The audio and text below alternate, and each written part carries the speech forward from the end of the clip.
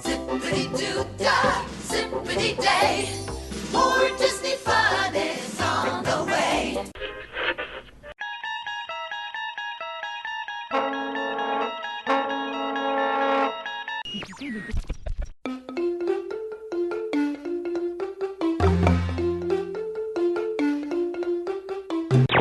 Enjoying the fun, it's here for everyone. In Wishmont or Cancun, La Paz or in Tulum. Ladies and gentlemen, this is our final boarding call, and the doors will be closing soon. WDW Radio, your information station. Hello, my friend, and welcome to the WDW Radio Show, your Walt Disney World information station. I am your host, Lou Mangello, and this is show number 502, and I'm here not only to help you have the best possible vacation experience when you come to the parks, but I also want to bring you a little bit of that Disney magic wherever you are, not just with the podcast, but with my videos, live broadcasts on Facebook every Wednesday night, books, audio tours, special events, cruises, and lots more. You can find everything over at WDWRadio.com. So I think that the holidays are truly the most wonderful time of year, and there's no better place or way to experience them than at Walt Disney World. And this year, more than ever, there's so much happening throughout the parks and resorts that I wanted to help you plan your time to get the most out of the seasons and not miss some truly delightful and delicious experiences. So this week, we're going to take you through everything that's happening to celebrate the season with 10 things you need to do, see, and eat during the holidays at Walt Disney World. I'll then have the answer to our last Walt Disney World trivia question of the week, and I'll pose a new challenge for your chance to win a Disney Prize package. Then please stay tuned to the end of the show. I'll have some updates and announcements, including information about our next Meet of the Month in Walt Disney World, your voicemails, and more. So sit back, relax, and enjoy this week's episode of the WDW Radio Show.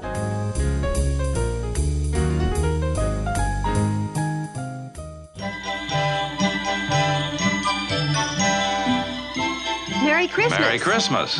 We were just reminiscing about Christmas in the old days When getting ready for the holidays meant hectic days of cleaning house and preparing extra food. And as I started to say... When Christmas Day arrived, I was too exhausted to enjoy it. But today, our new... Yes, today our new all-electric home gives us lots more time to enjoy it. The holiday season is upon us. You can feel it in the air. You can hear it and feel it in the air. You can also tell when Christmas music starts playing on the radio. Girls in down vests and Ugg boots switch from pumpkin spice lattes to peppermint lattes, and shopping becomes a competitive sport where you go to Target and Best Buy like they're Mad Max Thunderdomes. But it's also a season of family, friends, and giving thanks in addition to giving presents. And it's also a time that Walt Disney World transforms to a very special experience, and one that I think everybody should enjoy at least once. And by once, I mean as often as possible. And I always enjoyed visiting the resorts for the holidays when I was a kid. And it's, over time, I've watched how it's grown and expanded, not just in places like the Magic Kingdom, but throughout the entire resort. And for many reasons, not the least of which is the additional food options, it really is one of my favorite times of the year in the parks. But there's so much to see and do and eat that it can almost be overwhelming. And so this week, we're going to look at 10-ish things that you need to do, see, and of course eat while you enjoy and share the holidays at Walt Disney World. And as you can hear by the background music, I am not in the home studio, aka fifth bedroom. I am out and about in Disney Springs, one of my favorite places to be any time of year, with some friends, locals, and members of the WDW Radio Nation. I always do ladies first, and I'll also do an order of when I first met you. And joining me is longtime friend and Nation member Beatrice Feeney. Hiya, yay!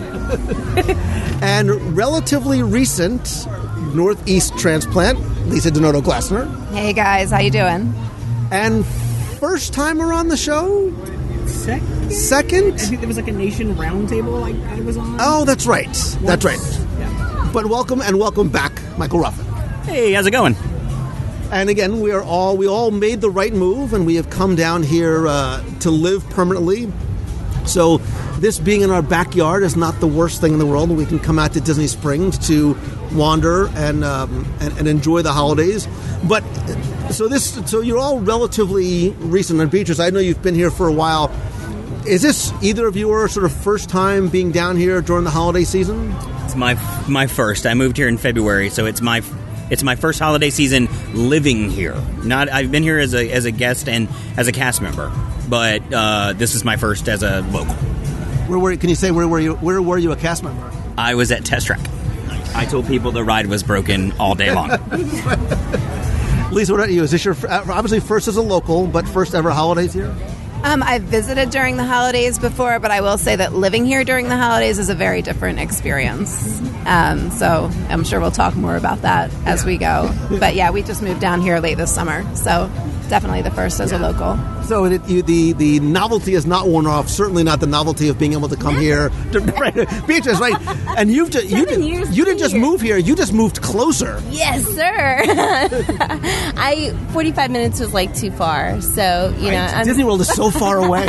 I'm like 5 miles down the road now, so we're good. All the people like in Detroit are like, you think 45 minutes is far away. So we do. We sort of almost, we laugh about it. We take it for granted. And you hear me joke all the time about Animal Kingdom being so far away. But I love being, especially this time of year, being able to, especially not even go to the parks, but just come down here and enjoy the holiday decorations. And we'll get to the holiday food offerings. But as Disney enthusiasts and now locals, when you think of holidays at Walt Disney World, don't even think about it. What's the first thing that comes to mind? Epcot.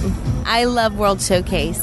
I love to see how they celebrate Christmas all around the world.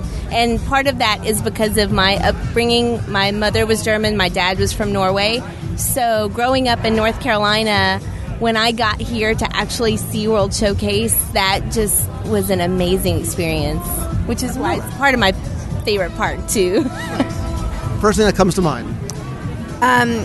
So as far as location, it's certainly also Epcot, but I think just the spirit of the season down here, and I think the warm weather combined with it being Christmas time is such a unique experience because everyone's still out and about and enjoying. There's so much decor everywhere. I think people are sort of trying to make it feel and look like Christmas, even though it's 80 degrees outside.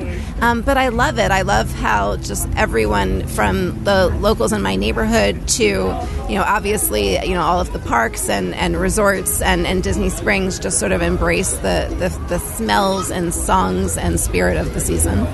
It's interesting going to like Lowe's and buying, citronella candles and barbecue grills and also seeing the Christmas decorations out too. Yeah, and being at Target and there's like the bathing suits next to the winter coats. And yeah. All right, Michael, you had time to think, but first thing that comes to mind.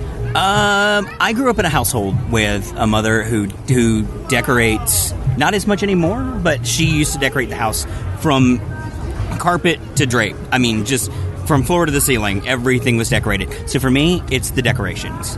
I love going into the parks and even Disney Springs, like the garland and everything, even the little subtle decorations, like this stuff. Just I love it, and honestly, for me, it's crowded because it's the holidays too. But guests are everybody's in a good mood. Yeah, cast members are more chipper, and guests are happier. And that was the craziest thing about being a cast member working on Christmas Day. Everybody was in a great mood. We were packed. It was insane, but everybody was awesome. Everybody was happy. So it's just it's the spirit of it, that just when you get here and you get filled with that Christmas spirit, and you can't help but be happy and be in a good mood. I agree with you because I believe it or not, I didn't get into sort of the Christmas spirit until I started hitting the Disney parks. I think when I went to Hollywood Studios and saw it decorated, we'll talk about the Tower projection show, I was like, okay, I just made the adjustment. I just made the transition, and I got in my car and started playing Christmas music. And like you said, we're sitting here in the shadow of the world of Disney, and there's white lights and colored lights, and the Christmas music's in the background, and there's poinsettias everywhere. It's even though it was 85 degrees today, you still get the Christmas. Although we were remarking about how much we're enjoying the fact that it's like 70 degrees, and we're like wearing long pants and long shirts. But I think Snope. And I love Snoop. You have Snoop. The bubbly soap, which is fantastic. And the projection of icicles and the different snowflakes. That's fantastic. We lose out on the building of the snowmen, but we also lose out on the black ice and all that kind of stuff too. And I'm not missing that at all. But I think for a lot of people, if you say what's the first thing you think about when you think of holidays at Walt Disney World, the first thing that comes to mind is Mickey's Very Merry Christmas Party. And that's part of the reason why I wanted to do this, because I think a lot of people don't realize there is so much more to do, and you don't necessarily need a hard ticket to enjoy it. A lot of it's free or included with a park admission, but maybe that's where we start. Maybe we should sort of get the big elephant in the room out of the way. We've all attended either in the past or I attended this year. I think you guys did. You have not attended not this year, but I have a few times in the past. Okay. So what is it about Mickey's Very Merry Christmas Party that draws you back in, other than the fact that your kids beg you to go? So I started thinking about it because I kind of pushed it off in my head as the easy choice when I started thinking about this list. And then when I started thinking about it, I have a long list of things at that party that are not to be missed. I mean, I do think it's something that you should do at least once. It is pricey. It's definitely a big investment if you're already planning on coming down to Disney for a limited amount of time. But but you're already kind of all in, so you might as well. Exactly. Like from this, just walking down Main Street and seeing the tree and the decor on Main Street and just taking that all in, to the street performers doing the Christmas style stuff. The cookies that they're giving out and the drinks and the special snacks. That Yule log is amazing. There is nothing like watching the Christmas parade and hearing those toy soldiers march down the street. And the holiday wishes, fireworks. It's a little bit of a throwback to the old wishes, which, always will hold a place in my heart. The magic shot that they're doing, where they walk behind you with the wand and do like the Christmas sweater look, is so cool. I won't take it all because I'll let you guys go too, but there's just... I was surprised. I surprised myself with the number of things. The Jingle Cruise instead of Jungle Cruise, I loved. I could go on and on. I mean, I thought the Christmas party was such a good investment. I was so glad that we went this year. I definitely feel that there was markedly more this year at the Christmas party and elsewhere than there have been in the past. Like for me with the Christmas party, it's this It's like when you go into Magic Kingdom, when you go under the train track and then you come out and it's just this explosion of Disney. Now it's an explosion of Christmas. Like you walk in, it's just the lights, the tree. It's just you walk. It's like, oh my god! Like it's. So I tell people almost like I'm happy that it gets dark so early. So if you get to the party at like 7 and you walk under that train track and it's already dark and you get that full bang of Christmas, it's amazing. And so for me, that's what I love about the Christmas party. It's just the explosion of Christmas. It's like getting kicked in the face by Christmas. You can't escape it. The hashtag, getting kicked in the face by Christmas. But you're right. It's the atmosphere of being there. And look, as locals, people ask me all the time, like, oh, is it boring for you? Or are you jaded? Like, not at all. Like, I found myself, like, I know I'm weepy and sentimental. Like, I was choked up when I stepped on Main. I get choked up now. Like, with the Snope and the projections and the music and the kids in the strollers. I mean, not my kids in strollers, but other kids in strollers, as long as they're not behind me kicking me with the stroller. But you know what I mean. Seeing the families together in the holidays, there is still something, not to sound corny, there's still something magical about Christmas in Magic Kingdom. It takes you back to your childhood every single time you see those toy soldiers and those reindeer go by you in the parade. And you're sitting there thinking that it's Christmas morning and... you just opened up your presents, and I mean, it takes me back every single time. And not only the toy soldiers and the reindeer, those are my favorites, but, the holiday wishes, I love that. I mean, it's just, there's nothing like fireworks in the Magic Kingdom. And then when you top it off with Christmas and the projections and everything that they do, the special characters that they have out, the Jingle Cruise with their extra fun jokes and the little additions that they do, I always love it. And I always go for seconds and thirds on the cookies and the hot chocolate. It's fantastic. I mean, there's nothing like Christmas in the Magic Kingdom. Walking down Main Street with the snow coming down and the music. And I think people who've never been before are like, oh, I don't need to see extra fireworks, I don't need to see the parade. But I think what they don't realize is how much more there is on top of that. So we have one of the guides in front of us. There are 3 8 different entertainment add-ons just for the Christmas party. There's Mickey's Most Merriest Celebration, which is on the Castle Forecourt stage, a Frozen Holiday Wish, the Once Upon a Christmas Time Parade, which is my favorite of all, Holiday Wishes, a Totally Tomorrowland Christmas, which is a Christmas party over by the stage, Voice Play over at the Rocket Tower Plaza stage, Club Tinsel, which was so much fun. It was. They basically take over Cosmic Rays with a Christmas club, and it's so much fun. It's like they brought Hunka Bunka Ballroom from Sayreville, New Jersey, and Disney-fied it and put it into Cosmic Rays. And like you said, Beatrice, there's lots of character appearances too. And in the past, people are like, oh yeah, you get a little bit of hot chocolate, you get the same cookies everywhere. This year, there are 7 different holiday treats, not including the specialty foods. So depending on where you go, you get a different treat. So I literally grazed my way around the Christmas party at Tortuga Tavern. I was so thrilled with the Snowman Soft Pretzel. They also have snow cones, ginger molasses cookies at Liberty Square ticket office with eggnog, Pete's Silly Side Show, Peppermint Crunch Cookie, and Nestle Nesquik. The Village House had a variety of holiday favorites. That was the secret place to go to. The Friar's Nook had Silky Smooth Dove Chocolate and Sparkling Cider. Cosmic Raids had Snickerdoodle Cookies and Hot Chocolate.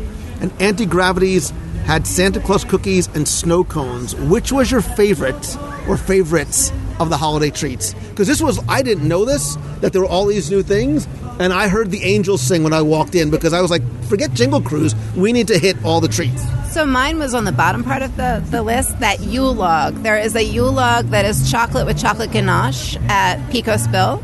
That is amazing. And then there's another Yule log at the bakery that's like a white chocolate with a raspberry ganache filling or raspberry mousse. So those are, you pay for those desserts, correct? Yeah. Those are okay. Yes. They are paid desserts. Right, so the cookies, everything in the holiday treats is included, but there are some specialty foods. But I would definitely splurge on a Yule log if you're, if you're a fan.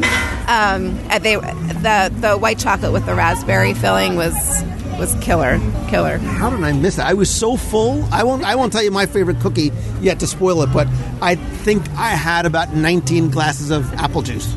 Another good thing about it is knowing where everything is. If you're sensitive to a certain type of food or ingredient, you know where to avoid or where to go. Mostly where to go. See, in being a local, like one of the last things I do is grab a map. So it's in my brain to just start heading where I'm going. Like for me with the special characters, when I got to Magic Kingdom, I knew exactly where I was going, which was I wanted to go to Storybook Circus to get in line for the dwarves. Because you can get all 7 dwarves, but if you don't get there at like 5:30, you're going to wait like 2 hours. So the dwarves are a big draw. Like they're huge. For the Run Disney races and for this, like they're huge. Yeah. I got there at 5:30 and I still waited an hour to get them. Yeah. Your picture was amazing. It's my Christmas card this year. It is my Christmas card this year. So, I had to go all the way back and get a map so that I could find where everything was. I loved the Peppermint Crunch at Pete's Silly Sideshow. I went back like 7 times, something like that. So I'm not normally a peppermint, but I agree with you. I loved it. But if you go to so here's the secret tip: if you go to Pinocchio Village House, they have like 3 or 4 different cookies and like 3 or 4 different drinks too. So that's why I made my kids get up and get me 17 glasses of apple cider. I went to the Village House, but I believe I got one of the ginger molasses that's at Liberty Square, because that's definitely what that was. And the other one was like a classic just Christmas sugar cookie. And I was like, there's something like, people get that, and a lot of people would think, oh, this is just kind of bland. And for me, it's like, this is classic. This is Pillsbury cut, off the roll. And it's different when you eat it in Disney World and you're in Magic Kingdom. Yeah, it was great. I loved it. But I thought the Snowman Soft Pretzel was a nice addition too, as somebody who enjoys a little bit of savory with his sweet. So, but good. Talk about the specialty foods, which are only available during the Christmas party. I think they were available during the Christmas party, but now they're available all the time. Correct? So, if they are, I didn't know. I know like the Yule log and certain of the cupcakes and stuff were only available at the party. I don't know if they've changed that. But yeah, I mean, I didn't have everything. But like I said, I had tried the Yule log at Pecos Bill, and then also the one that was at the bakery, and they were phenomenal. Yeah, so the Yule log cake is exclusive to the Christmas party, but I thought I read somewhere that they were going to be available all the time. So now I think I have to go back because I missed it. Like the specialty food. These are like the ones that they, for like the Halloween party, they did the stretching room. Like white chocolate, didn't they? Yeah. Kind of the same thing, I guess. Yeah, there's art on the piece. There's like a piece of chocolate with beautiful art on it. Right, like on the side. I didn't do any of the specialty foods. Now I'm like, man, I kind of need to go back to Magic. Yeah. I need to go back to Magic Kingdom. Now you learned you got to go get your map first instead of going to get your map last. Yep. So there you go. Even the locals can learn a little something. But I still go every year. And you were talking about it, obviously it's a hard ticket thing. If you have a family of 4 or 5, it can get... I still think it's worth it. Like, my kids still enjoy it. My family still enjoys it. Is it a must-do every year for you?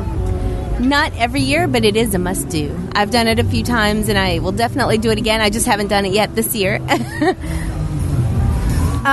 I'll admit that I frequently go into the season saying, all right, I'm not going to do it this year. It's, but there's always someone in town to go with that wants to go. An excuse. You find an excuse to go. I find an excuse. Yeah. I've never gone and not been thrilled that I ended up making the decision. So, it's the same. It's the same thing with the Halloween parties. It's such a unique experience. I think especially as a local who, I live 6 minutes from Magic Kingdom, and it's sort of someplace I stop by very frequently, just to go like ride People Mover or something. It takes you longer to get into Magic Kingdom than it does to drive and park. It literally does. Which is. I'm very blessed for that, but at the same time, it's really cool to be able to go in, once a year and have a very unique experience. So, I've never thought it wasn't money well spent. And the fireworks themselves and the castle all lit up. It's the easiest answer in the world, but she looks so beautiful, covered in the icicles. And I think you should try and be there to watch the castle lighting ceremony. Yes. Like, I think it's beautiful how they do it. People complain about the crane is up all the time. Well, there's a payoff that comes. And I love the fact that the party runs from, this year it ran from the 9th through December 22nd. So even if you're not here exactly at Christmas time, you still have an opportunity to see it. Visiting that you can, if you're coming with your family and you're only able to come, the beginning of November, you still can have that experience. And I think something, you might be able to give me a straight answer on this. I have heard whispers that the week of, or the day, like days leading up to Christmas, they will run Once Upon a Christmas Time during the day. That's what I have heard. And I'm like, I've never heard of them doing that before. Maybe that's new this year? I have seen it outside of the Christmas party and outside of Christmas Day. Right. But it was very close to Christmas time, and it was a weekend day. Like it'll run instead of Festival of Fantasy, I guess. I don't know. So. It did that day. Okay. Right, because the trade-off is it may be a little crowded during that week of Christmas and New Year. Like, just a wee bit. I get this question all the time, like, hey, my family's coming down to Disney World for the first time during Christmas and New Year. What do you think? I'm like, bring your patience. That's all I can tell you is bring your patience. So, good hotel. Right. Good luck. All right. So, in addition, all right. So the Christmas party, we agree, it's quintessential Disney. It's a must-do if you can do it. But sort of go around. What are some of the other, or what individually? What is like another must-do for you during the holidays? So I'm going to avoid my easiest answer because I'm sure we'll get to Epcot, but.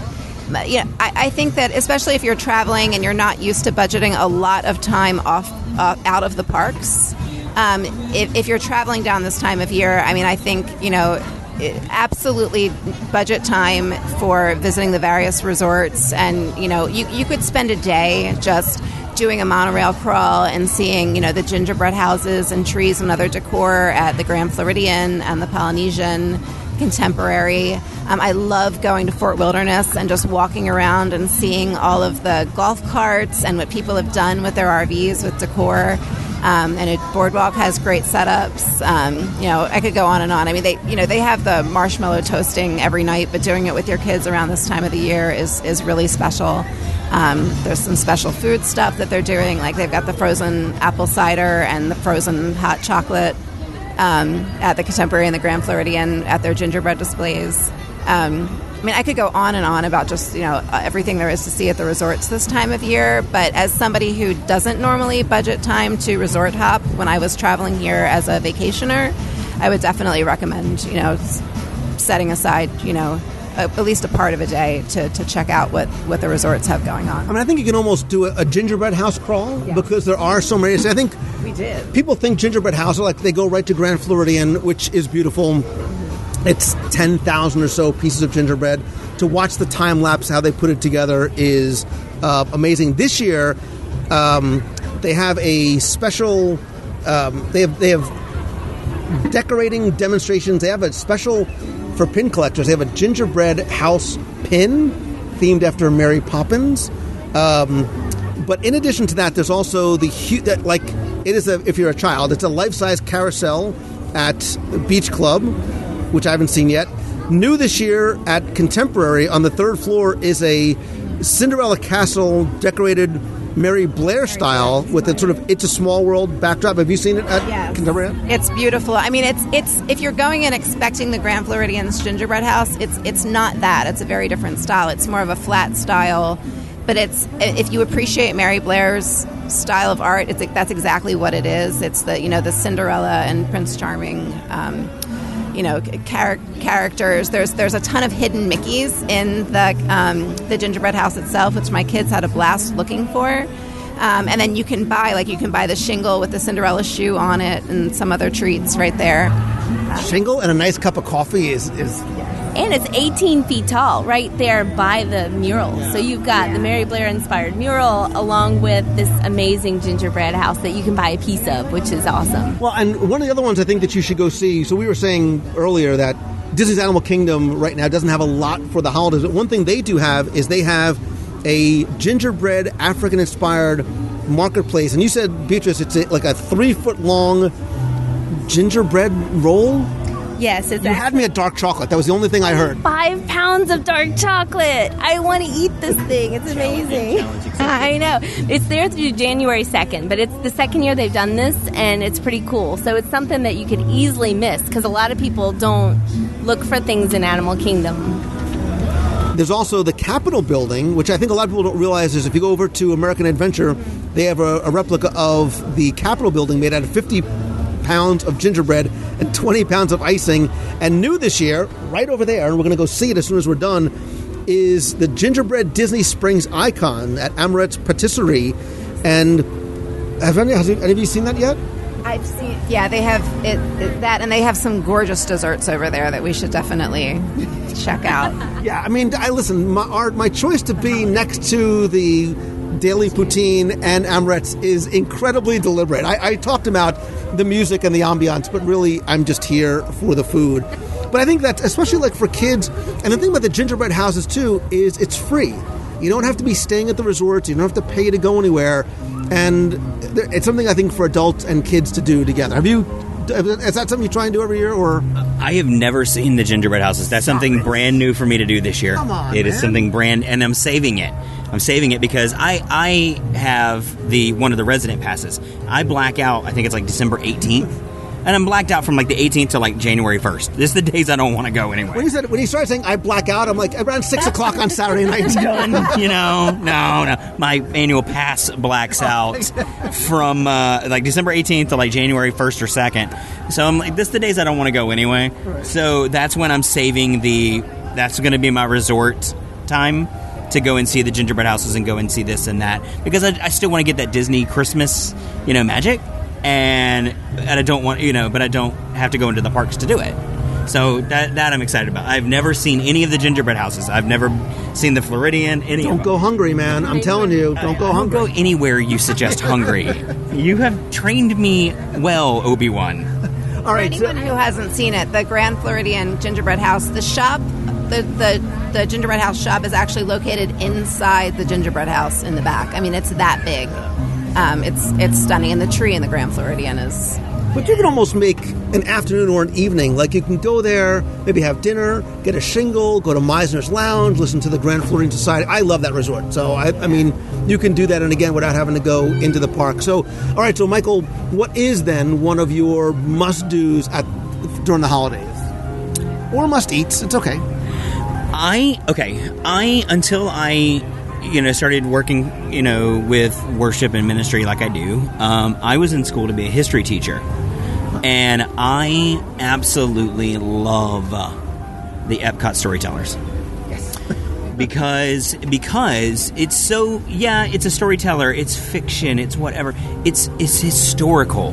There's a chance to learn about different cultures and different ways that the different parts of the world do the holidays, not just Christmas. But because there's stuff with Hanukkah, there's stuff with Kwanzaa, there's stuff, with Christmas. Of course, there's Santa and there's Papa Noel and there's all this stuff. And so for me, I can spend an entire day just going country to country to country to do the storytellers, because that's Epcot holidays, is to do the storytellers. As much as I love Candlelight Processional, and I was able to do cast choir, 15 years ago. And so I love Candlelight Processional, but for me, it's all about the storytellers. That's what I always tell people. Take a day. Epcot, you will need a day. You will need an entire day to see them all. But you can do it if you stick to a plan. And everybody around the table nodded, and we're like, we were excited. So, and we'll go around the table. Who or which is your favorite storyteller and why? I think I love Papa Noel, because it is such classical, like Santa Claus. Like, it is so classic that you can't help but it almost just throws back to like those old like Christmas classics. Like, I watched the Rankin Bass Santa Claus Is Coming to Town the other day, and for me, that's when I see Papa Noel. It gives me that same feeling. What country is he from? Papa Noel is France, right? Yeah. I always get it confused if it's France or the UK. I'm like, oh no. I'm like, oh no, which one is it? So yeah, for me, it's Papa Noel, and then probably Father Christmas. So. What about you, Beatrice? I actually love that little troll in Norway. How fun is that? Like, he just plays around, and like she tells the story, and then what's his name? Now I can't think of it. I know what it is. I want to hear you pronounce it. It's like Yulin Nissen, or like, I'm sitting here like trying to remember what his name is. Your mother is Norwegian. Was your father? Somebody's Norwegian. Was, yeah. And I totally blanked out on his name right as I was about to say it. You can hear him yelling at you now, like, how do you not know how to pronounce it? I know. Yulin Nissen. Something like that. He's a Christmas gnome. He's screaming it at whatever device he listens to. So how is that gnome different than what we in the States know as sort of Santa Claus? To me, it was just, I never heard the story from my parents because my dad actually grew up here, but just the fact of knowing, like, the pickle in Germany and like all the different traditions and everything, from hearing from my parents what they thought it was or how they experienced it. My mother grew up in Germany, so to hear how she experienced it versus, coming here and seeing the Christmas tree here and like the little story of the pickle, and the pickle is supposed to be a good luck charm. Yeah. Did you know, like, if you give someone a little pickle, basically it teaches the children to find the pickle when it's the last ornament they put on the tree. And when the children get up in the morning, the first child that finds the pickle gets an extra present, because they were taught to find the beauty and the ornaments and everything and not just run to see what Santa got them. And is it true that the pickle tradition started, it's a German tradition, but it started in the United States? Yeah? Yeah, because my mother was like, I never did that when I was a kid. But I always loved it just because when I came here and learned it, I taught it to her. So I felt like that was special. And they always sell, if you go to Germany, they sell the pickle ornaments year round. What's your favorite? So I mean, I definitely have an honorable mention, but my favorite is the Daruma vendor. I mean, I had a feeling. My heart obviously is with Japan. I love everything about it, and Japan is it's so fascinating the way they meld pretty seamlessly. Like, I'm going to get this wrong because it's been a long time, but Shintoism, Buddhism, and Christianity are sort of coexist in Japan. And I think the saying is, I'm going to get this wrong, but you're Shinto when you're born, you're a Christian throughout your life, and you're Buddhist when you pass. And it is sort of a seamless web like that, and there's a huge amount of Buddhist influence in the Daruma dolls and the story behind that.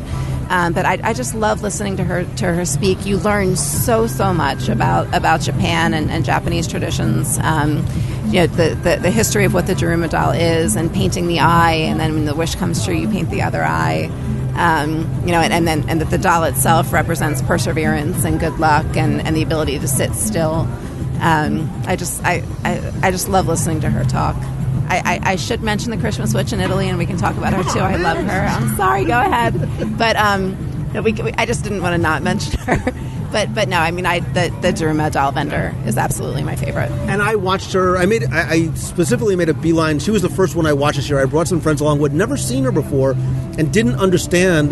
They were waiting for. They thought she was almost like a pre-show to have like a Santa type figure come out. And I'm like, there is no Santa there. But it is so interesting because she's like a street vendor that comes out, and you're right, to understand the history. Like, I wanted to get a Daruma doll and bring it home and do the whole thing with the eyes and New Year's and all that stuff. But obviously, I needed to. La Befana is another one that I think is just very unique because there's gnomes, but she's literally like somebody that would have been at my grandmother's house, like downstairs in the basement around the table of 25 people in Brooklyn. But she's a witch. She's a good-natured witch that, like Santa, breaks into your house. But it's such a fascinating story because I think so many people figure, it's Italy must be the same. They must have a Santa Claus, and it's not. It's completely different. And I think you're right. I think what I like about the storytellers is the educational opportunity, not just for us as adults, but when you bring your kids and they watch. I always encourage my kids to ask questions, whether it's asking questions of the storyteller or asking questions of us later, so that there is a takeaway for them as well. So I think they're fascinating too, and that's why I think with the festivals that we do, with like Festival of the Arts and Flower and Garden, they all have the scavenger hunt, and I think Flower and Garden has the Easter egg hunt. I think there should be some type. Is there? Is there? Okay, I've not been to Epcot yet this year, so I love. Spoiler alert! I love that there is a. Okay, then I love that there is a like a scavenger hunt. Like kids get questions that kids can answer about the storytellers, and maybe they get something for getting their answers correct or something. That way, the kid, it keeps the kids entertained. There's an incentive to really pay attention and learn. And I think almost just visiting the storytellers and getting like a picture with one is sort of like a scavenger hunt. Anybody can. You don't need to buy a map to do it. You can say, all right, we want to try over the next 2 days to see all the storytellers, to hear the stories, and to get a picture with the kids with it. But so you mentioned it, and I think this is something else that's neat. We've seen it at Festival of the Arts. We've seen it during Easter time. They do have a scavenger hunt you can purchase. I think it's $7, something like that. $7 now. It's $7. It's the Chippendale Christmas tree spree. Okay. So it's like $7. It's really, really reasonable, and there's just these Chippendales sort of hidden around the various countries. I know you can talk to the cast members, and they'll kind of give you friendly clues to help out along the way. And then once you complete it, there's a pin set, I think, that you get for finishing it. It's fun in itself, and it's also just a really good way. I mean, my kids love World Showcase, but they're 4 and 7, so to take them, and spend a day in World Showcase, it's happy. It's a really nice way to keep your kids engaged throughout a day in World Showcase, when their attention spans might otherwise fall off a little bit sooner than the adults would. So I love that they're incorporating these scavenger hunts into the various festivals, including... Because as adults, we use World Showcase as our own personal scavenger hunt, whether we're eating around the world, whether some people are partaking of the beverages around the world or the storytellers around the world. So I think you're right. It's something fun for kids to keep them occupied. It's a learning opportunity. It brings you into locations that I think you wouldn't go into otherwise, which is what I really like about that. I see all too often people walking around the promenade, they look down at their map, they say, there's no attraction, there's no nothing, there's no character in there, and they walk by Morocco or they walk by Japan, and especially Morocco, I think it's the redheaded stepchild of the pavilions, and I mean that half jokingly because so many people don't go all the way into the back by Restaurant Marrakesh.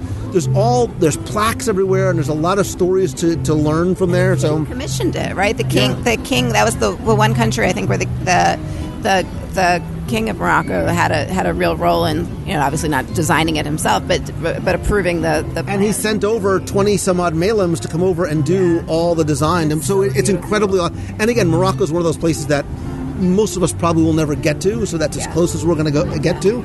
I still haven't done a live dining review of Restaurant Marrakesh yet either. Interesting. All right, so Michael's raising his hand. So that's all right. So Beatrice, what for you is one of your must-dos? Definitely always look at the Christmas display. Well, actually, I call it Christmas display. The train in Germany, because they do add little Christmas parts to it. So definitely look for the Christmas in that. My most favorite, always must do, is resort hopping, and I always split it though, because I do the monorail. I do like the Grand Floridian and Contemporary at one point, but then I also do the Yacht and Beach Club and Boardwalk and Swan and Dolphin. And the Yacht Club has a train, the Beach Club has this amazing carousel that's life-size that actually rotates around. And they always post how much of everything they put in there. It always just amazes me how many pounds of chocolate and how many pounds of everything they put into those displays. So, like, that's one thing that gets to me. The sleigh ride at Fort Wilderness. I love the sleigh ride. You actually get to ride a sleigh for 25 minutes around and see all the Christmas decor in the campground. So, and there's also a horse and carriage ride at Port Orleans Riverside. So that's a beautiful Christmas decoration. So definitely take time, and I split it, but I definitely do like the monorail resorts one time. I'll do the Epcot resorts one time and do all that. I'll do like a Christmas tree hunt. I have all sorts of little... But that's the thing. Like, you can make your own sort of adventures out of these things. And I'm really happy you mentioned Fort Wilderness and the sleigh rides, because I think those are very far off the radar unless you're staying at Fort Wilderness. I will tell you one of my favorite things to do every year, I'm going to do it in the next couple of weeks, is on a Wednesday night for a live show, we go to Fort Wilderness, we rent a golf cart, and we drive around looking at all because it is like the way that Fort Wilderness is decorated, not by Disney, but by the residents of the Fort. They have their own little tree trails. They have all these blow-up decors. And you can spend an evening just sort of walking. I wouldn't recommend walking. Rent the golf cart, especially if you have kids. You can fit 4 or maybe squeeze 5 on there.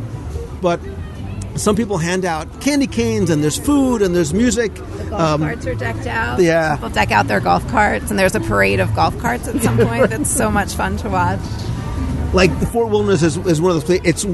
If you make it an evening, I suggest starting off at Trails End, because that's, why not? Stick it to the man at Trails. It's one of the best buffets. I haven't done that live dining review either. Santa goes there on Christmas Eve.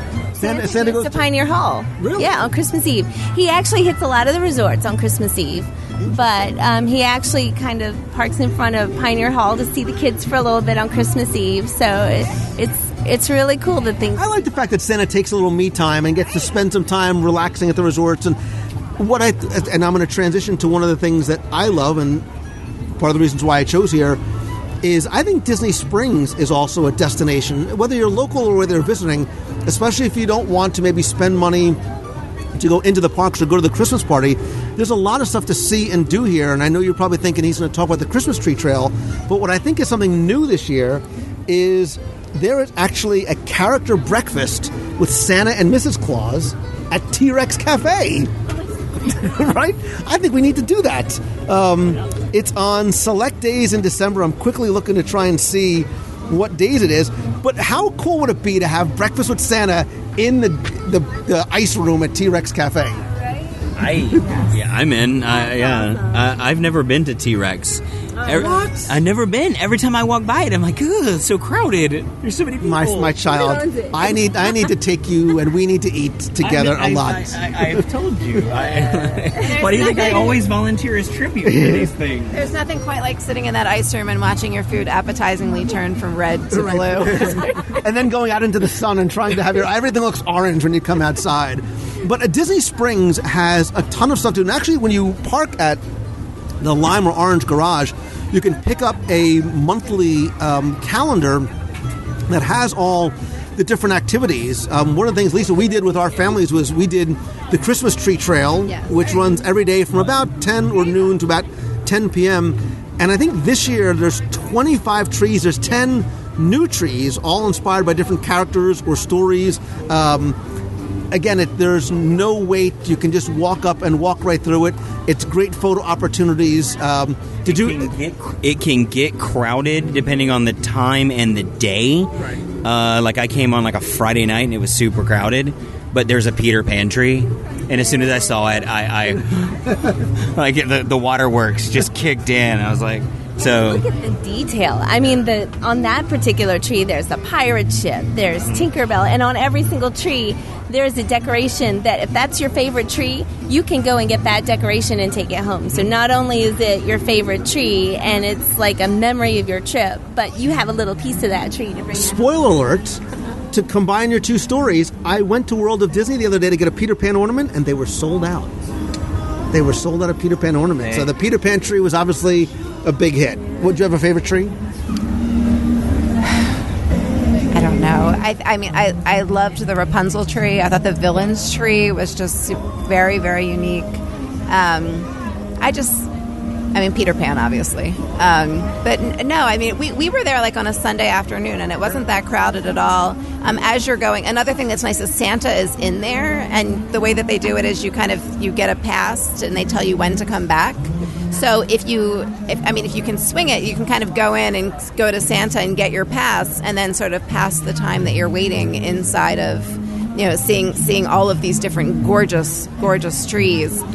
Definitely bring your wallet because you are going to see decorations that you want. There's a tree at the very end that's just decked out in like every ornament you could possibly daydream about. There's Haunted Mansion ornaments, and just you're gonna have a list to go pick and up. not too surprisingly, Once Upon a Christmas store is right around the corner. Right there, right. But I think it's really cool how they do the Santa Chalet, and I think it's new this year where it is and the way they do it, because what you do is you go, in order to meet Santa Claus, you don't wait in a queue. You check in at the podium, you give your your cell phone number to one of his little elves, go out, you shop, eat a little bit more, and then they'll get a text message giving you sort of a 10-minute window to come back, rather than, because in years past, the line for Santa was like the line for Santa. Last year they gave out buzzers. They gave out like little restaurant pagers, right. Because we came in September and they were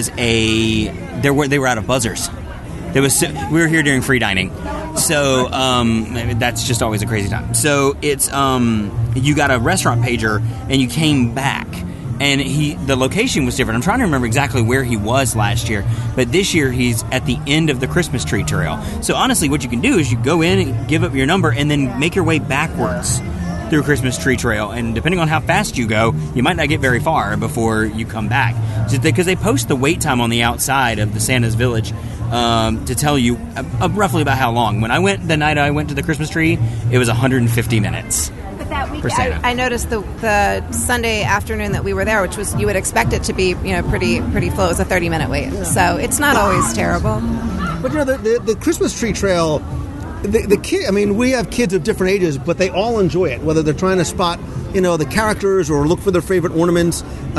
It snows on the Christmas tree trail, which is nice. You mentioned Snoke before. I don't know the tree trail.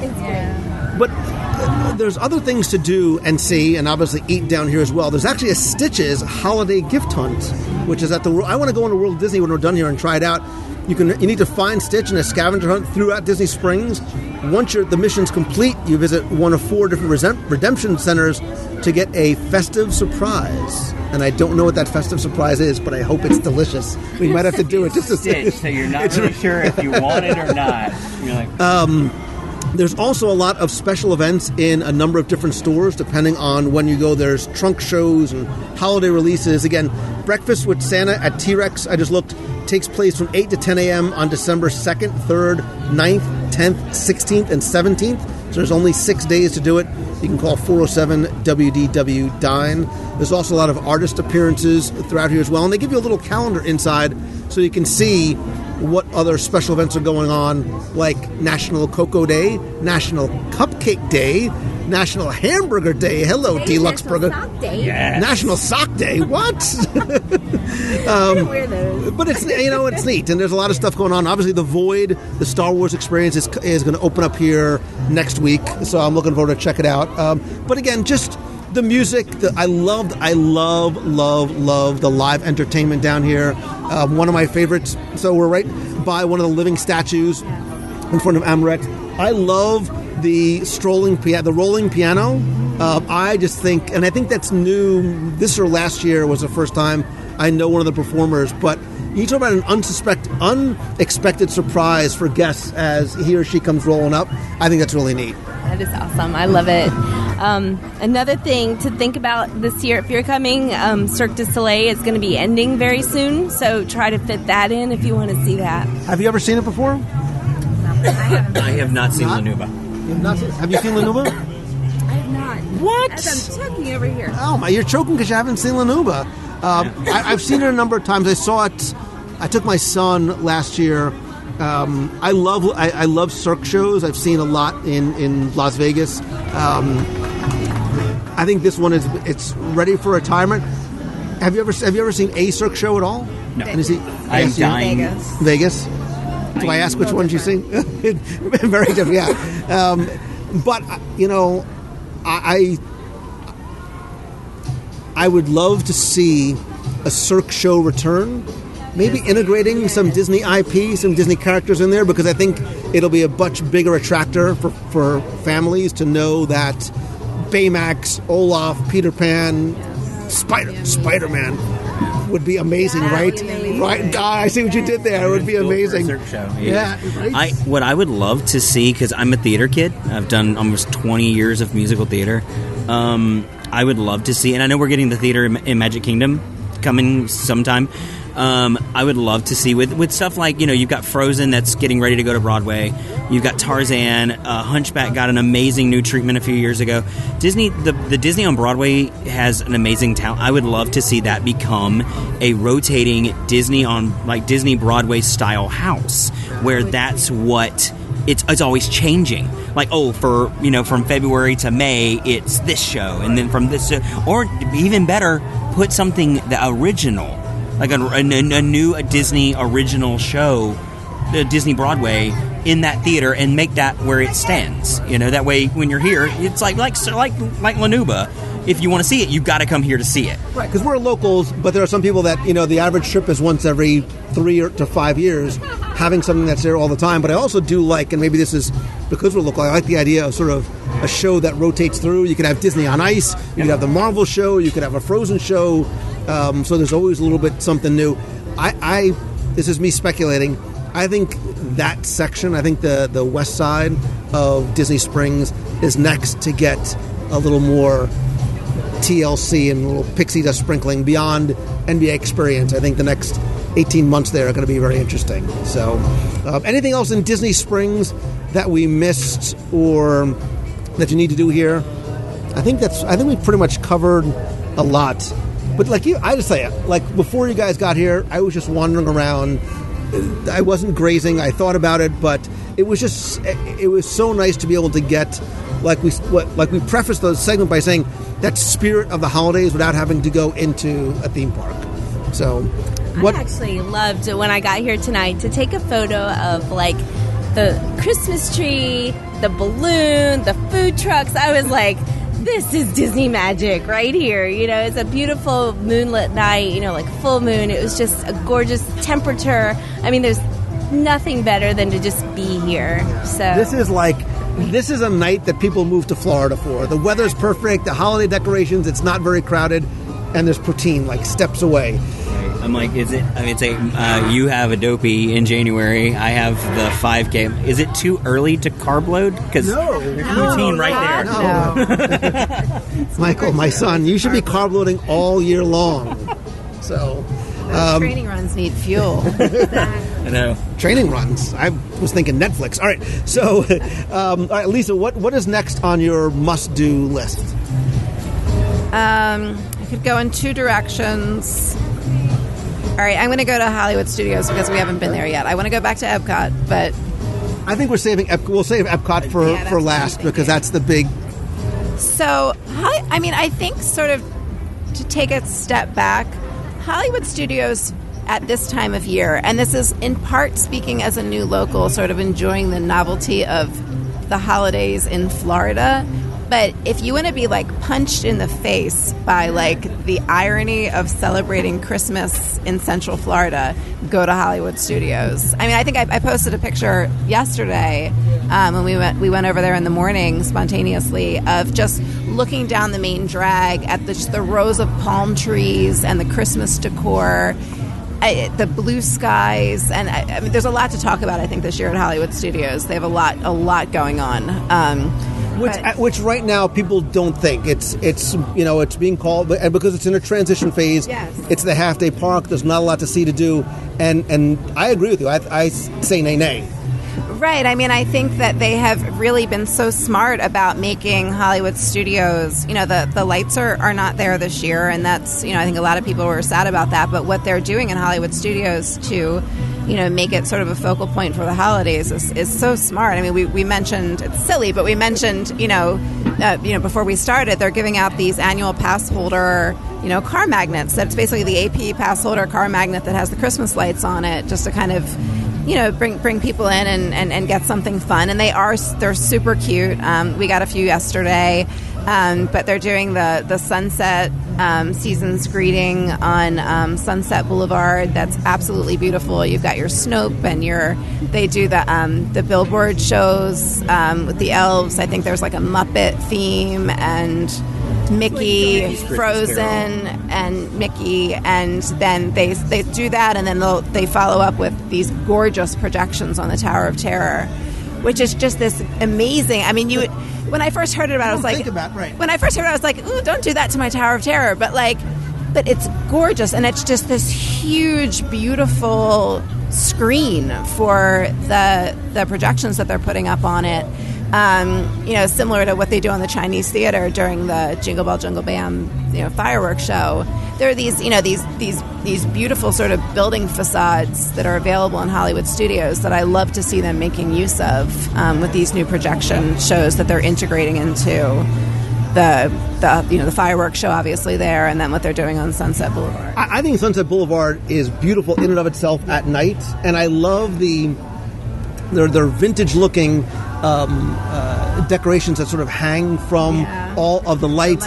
Now with the falling Snope and the billboards, the music is beautiful. I love this. I think there's 4 different orchestral arrangements that they created just for it. Again, I think you said Mickey, Toy Story, Frozen, Muppets, and Prep and Landing.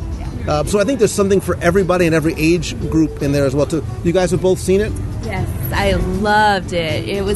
I absolutely loved Osborne Lights, and for all those people that miss it, it's a wonderful transition to go over to Tower of Terror, because when I saw down the street all of the green and the red palm trees, and it just seemed to be a great new addition. Like, we always love change. We always love new things. As much as we love the old things, we still love change and new things. And in fact, the movie show that they have, it to me, it transitioned the Great Movie Ride into something new and wonderful. So, I mean, I just had a blast there the other night when I saw, the fireworks there. I mean, it was everything. It was just like, this is fantastic. I want to do this again. So, I mean, that was me. That's my, new thing this year, is to, just hit that. Echo Lake has been drained. There's a beautiful Christmas tree there. Gertie is wearing, this Santa cap. I mean, it's so festive. It's so much fun. They've really decked that park out throughout the entire park for the. Michael, have you seen it yet? What, the tower? Yeah. Oh yeah, I was there. I went there for the first night of Flurry of Fun Sunset Season, and when I saw the picture, which is on the looking at you have the pass holder monitor, looking at when I first saw the picture of it, my initial reaction was, what have they done? I'm like, what is this? I had birthday party castle flashbacks. Oh, I did. Absolutely. Yeah. That's exactly. I was like, oh my God, it's the cake castle all over again. And I'm like, and then I saw it, and I was, okay, I was wrong. This is awesome. This is really cool. But with Echo Lake, the thing I love about Echo Lake is I talked earlier about my mom, how her decorating. My mom doesn't buy new decorations every year. She buys things occasionally, but it's been the same ornaments since I was a kid. And on the light poles at Echo Lake, there are these little round, I don't know what to call them, extensions, lights. torches, lanterns. I don't know what to call these things, but there's like a Rudolph, there's a Belle, there's a Santa Claus, and they look so classic. They look like they were probably like drawn in the 50s, maybe 60s. They're that. Yes, those. So many. They are. I saw those, and I was like, that brings me back home to like a childhood Christmas, and that's what I love about Hollywood Studios. Is with Disney, it's very easy for them to get lost in their own branding. Mickey, Minnie, Goofy, everything Frozen, everything this, and with Hollywood Studios, it's all classic. It's all classic Christmas, and I was like, this is awesome. This is perfect. This is exactly what it is. And then, of course, if you want, the over-the-top Disney Christmas, you have the Tower of Terror show, which is amazing. But if you want classic Christmas, go over towards Echo Lake. Yeah. And I think it strikes a good balance, because what we consider classic Christmas, our kids are like, oh, really? It's so old. But it is. It's classic for us. I think that brings that sense of nostalgia. But then when they see Wayne and Larry from Prep and Landing, that is for them what they're growing up with. So even things like Jingle Bell, Jingle Bam. I keep on calling it Jingle Jam. Jingle Bell, Jingle Bam. Jingle Bell, Jingle Bam. They have classic Christmas, but they also have things that the kids enjoy as well. And one of the things I love about that show, and the first time I saw it last year was the first time I'd seen it anywhere. From what I understand, it happened by accident when the snow is falling and the lasers are coming across. The snow looks like it's like electrified as it's coming through the laser beams, and they said it happened by accident the first time they did it. Like, oh, we need to integrate that into the show, and now it's sort of a hallmark of that show. I need to go over there. I need to go over there and see. I need to go see Jingle Bell, Jingle Bam. I have not seen it ever. I didn't see it last year, and I haven't seen it this year so far. So I think it's a fun show, and I've done it. I did the dessert party, so there's a dessert party option too. I will give you a hint. Jingle Bell, Jingle Bam is best enjoyed not as close as you can be to the theater. It's like Star You need Wars. to be back. Yeah, you need to be a little bit farther back, even maybe off to the side a little bit, because there's things happening, in 180 or so degrees. Same thing for the tower show. Don't go up to the tower. You want to be back by Once Upon a Time so you can see the projection. I think there's 2 screens that they have on either side of Sunset Boulevard. Yeah. I was going to say something about. Oh yeah, so it's like Star Wars Galactic Celebration. Is that the normal show? It's like that. I tell people, you don't get as close because it. So with Jingle. I always kind of stand back, not on the street, but right there at those kind of khaki colored columns. I always stand about right there because that's right there by Hollywood Brown Derby. Like right there in that little cove is always a great spot for me. That's where I always watch Star Wars. And I've never done this before, and maybe this is new this year. They have a Minnie's Holiday Dine. Anybody ever tried that before? Is that the Hollywood? At Hollywood and Vine. Yes. It's a dinner dance party with music, holiday decor, and great food, obviously. And if you're a pass holder, you get 10% off on food and non-alcoholic beverages. We get our dining discount. Interesting. Yeah. I've done the Halloween one before, which I imagine is roughly about the same thing, probably just different themed food, and obviously they're in their different costumes. If it's like the Halloween one, like all the characters are in different costumes, it's a lot of fun. So I'm imagining that's kind of what the Christmas one would be like, is they're probably all in different Christmas outfits. So it's a chance to get, Minnie. When I went to Halloween, it was Minnie, Goofy, Mickey, Donald, Daisy. But they were all in costumes that you would never get them in anything else. So if you're a character nut like me, who loves meeting characters, then it's a great time to get some characters that you won't even get at the Christmas party because it is different. I thought Mickey at the Halloween party and Mickey at the Halloween dine would probably be the same thing. No, totally different costumes. So it was 2 different theming things. So if you're a big character nut like me, those are fun to go to. Plus food, No, I have not done that yet, but I believe in that one, the Minnie Hollywood and Dime. I think she's wearing a red dress, almost like a party dress, like a little dancing dress. So I like her dress. I want to go because I love taking pictures of characters that are in different costumes, like Santa Goofy and all these different kinds of things. Those are one of the things that I always look for. So if she's wearing that red dress, I might have to be there. So I think I heard you mention food, which may be a good transition point, because maybe we'll talk a little bit about the food throughout the parks and resorts and then make our way over to Epcot, because that's sort of the granddaddy of what's going on. Because There are a ton of unique holiday food items throughout the parks and resorts, not just at the Christmas party. So, for example, in Magic Kingdom, they have a Nightmare Before Christmas cake push pop at Sleepy Hollow Refreshments. Have you tried that? It's got layers. Wait a minute.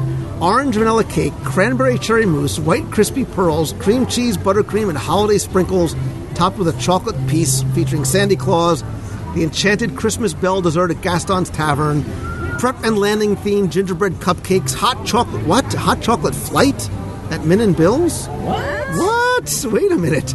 Oh, wait a minute. Sorry, kids. This isn't for you. It's 21 and up because it's a hot chocolate martini, Bailey's salted caramel hot chocolate, or a black cherry bourbon hot chocolate. Yes, please. If you're feeling adventurous, both of those. get the hot chocolate flight and try all three. Olaf-themed desserts are throughout Disney's Hollywood Studios. We'll get to Epcot Center. There's also 100 different holiday-inspired libations. Kids, that means drinks. Again, not for you two. There are 100 holiday-inspired libations using traditional holiday ingredients like baking spices, cranberry, chocolate, pumpkin, and marshmallow. We lost Lisa. She just ran off. There's a black cherry bourbon hot chocolate at Dockside Diner in Hollywood Studios. Morimoto Asia has a Winter Wonderland. Paddlefish has a pecan espresso martini. I'm going through the list because isn't that just over there? It's right there. So Trader Sam's has a tropical snowstorm. There's a ton in Trails End had a bunch too. Trails. Yeah, I mean there's 100. So they are throughout the resorts, and again, there's a huge variety of specialty foods that you'll find in the resorts and in the parks. But I think we need to make our way over. And to Trader Sam's the way I do. If you order a tropical snowstorm, I want to know what happens. Because usually things happen when you order their stuff. You should go for it. Like, just take one for the team and go and order one just to see what happens. Is it bad that I want to go to Trader Sam's and get the Nautilus just because I want the glass? Like, I just want the glass. I don't, like, you know. Listen, man, people stood online for hours to get some of those unique ones, and the tikis when they came out. I have the I have the ghost, the hitchhiking ghost one. Somebody got it for me, so but well, I was gonna say, it'll come back to me once we move to a new subject. So, I was gonna say, where can I get eggnog in my moose glass? That's all I want. And before we hop to the big boy, Epcot, obviously, I wanted to share that. So I often get, quote-unquote, stuck eating at the lunching pad because I'm always at Magic Kingdom with my two small children, trying not to spend a ton of money on food, and they're big, easy hot dog kids. So the lunching pad, and I understand Cosmic Rays, has a hidden menu item. It shows up on the mobile app, but it's not on the main thing. It's a pulled pork sandwich with cranberry slaw. What? And you can get cheese on it.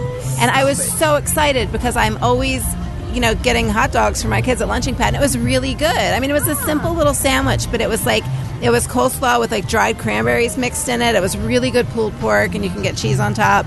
So I was so excited. I was so excited to have a good, really tasty meal at the lunch. Magic Kingdom wasn't so right. Who would think the lunching pad, which is normally where I'd go for the cream cheese jalapeno. These are the jalapeno cream cheese pretzels. And you posted about the sushi at lunching pad.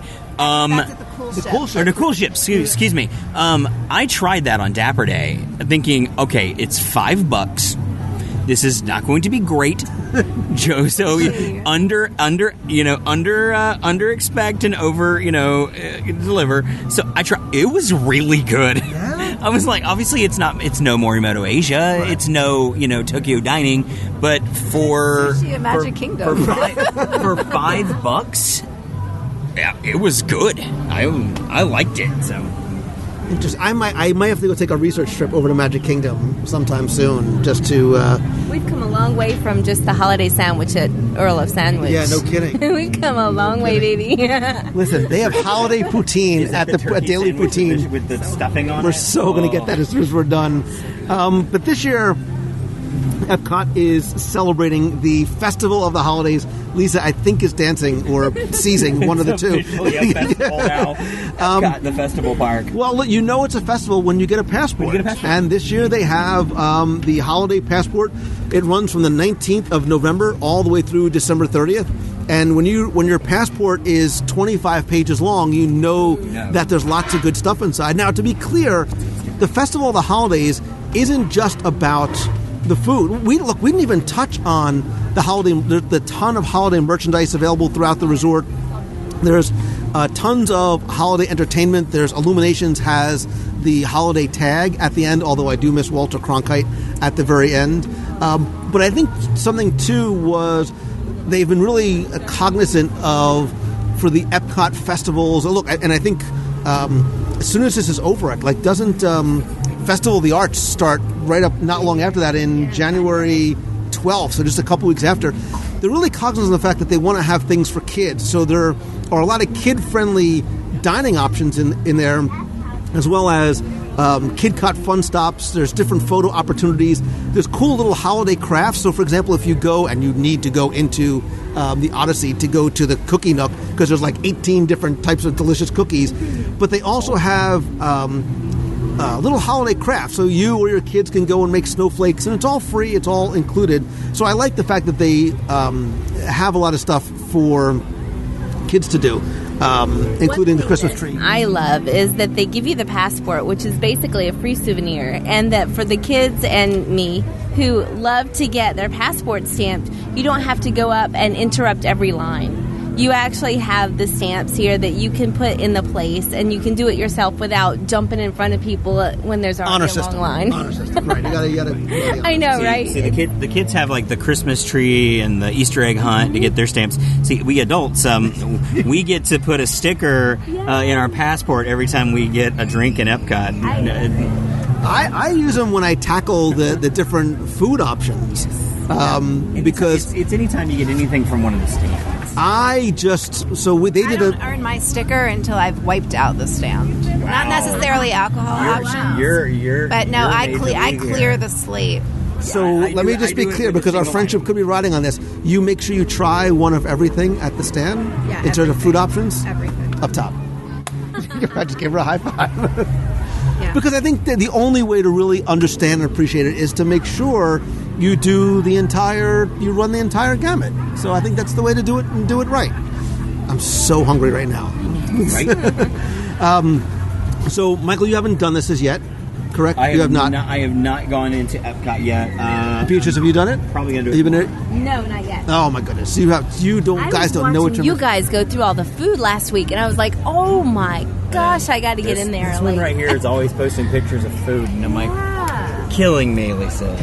Seriously? So there are 15 different outdoor kitchens, and I think, much like Flower and Garden Festival, I think that's like a sweet spot. Yeah. Because have these food carts, have they been there since the Flower and Garden Festival without moving? Yeah. And I'm like, they're trying to come up with a way to not have to move. Just have to move them, because, right? No, but look, it makes sense, because to have a special event, the outdoor food, the marketplace kitchens, that's a theme park attraction to me. Those are the things that I really look forward to. So I used to be sad. I would shed a silent tear when Food and Wine used to be over, and then I had to wait for Flower and Garden. Now there's a little bit of a special event. There's different, but the marketplaces change every year, and I have not tried it all yet. But between Food and Wine this past year and now Festival of the Holidays, Chef Greg and your team, the food is remarkably good.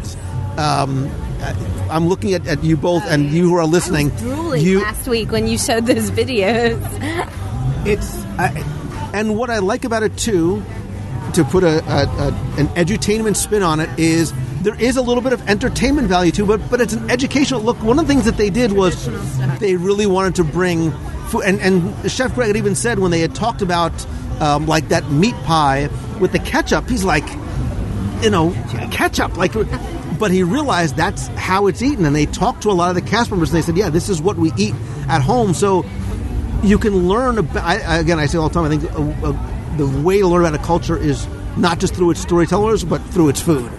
Yeah, I mean, I was going to say, I think, it makes, I mean, obviously, Epcot is largely about the food for a lot of us. I know that's the case for me, but we talked a lot about the storytellers. They actually have, each country is sort of, they're set up as sort of a street in that country, and it's decorated as that country would decorate. France has sort of the snowflakes going across the street. You see the flags across in Mexico, which is sort of done up for Coco right now also. And the food, I mean, it's amazingly delicious food, but it's also, it's traditional holiday food for each country. So, I'm sure we'll talk a lot about the soba in Japan, but that is a traditional holiday food there. So I love the fact that, we're not only eating this amazing food as we could go around World Showcase, but you're really sort of learning about what their traditional treats are there, be it, a savory, a sweet, and, an alcoholic drink or a regular drink. That country, that people in that country would enjoy at this time of year. So, and I think Mexico is a great example. So if you look in the book, they talk about the Las Posadas celebration. So you join the pageantry of Las Posadas with dancers, piñatas, and the music of Mariachi Cobre. There's also a second group there that is doing the music from Coco, which was really a lot of fun. And there's 3 different food items. I think I have to do a separate show about the Festival of the Holiday Food. We might have to do like a little walkabout one day during the day. I volunteer as tribute. Nation people, we're going to come together and we're going to do that.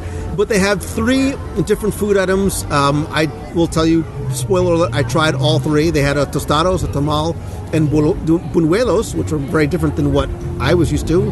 And then they had 4 different drinks, and then they had a lot of holiday-themed merchandise as well. And you found that not just there, but in every one of the pavilions, as well as things like the Cookie Nook and some additional Kings area. Right, that Three Kings area that was wonderful. Yeah. Right. So there, a Showcase Plaza is the Festival of the Three Kings. They also have Three Kings bread, roasted pork, coquito, chocolate peppermint glazed croissant donuts. Michael, listen, man, you're local. You're missing the peppermint sundae. Was it somebody had the Shipyard candy cane coffee porter? They have frozen s'mores. They have Nestle hot cocoa. But every single one of them, and I did not do a full dining review, has that combination of traditional entertainment, traditional foods, and then other things to do or merchandise to bring home as well. Was there one that stuck? Was it Japan? Was it? As far as food, or as far as anything? So, I've barely scratched the surface of this amazing book of food and beverage. But I think the 3 things that I loved so far were the meat pie at the Yukon stand, which was amazing. And I'm sorry, but like the ketchup it needs that ketchup. It's like, and it's not like Heinz ketchup. It's like a hearty, sort of chunky brown ketchup. That was phenomenal, and it tasted like it was spiced with like a clove, or it was something. It was really good. They have a salmon there that I really want to try.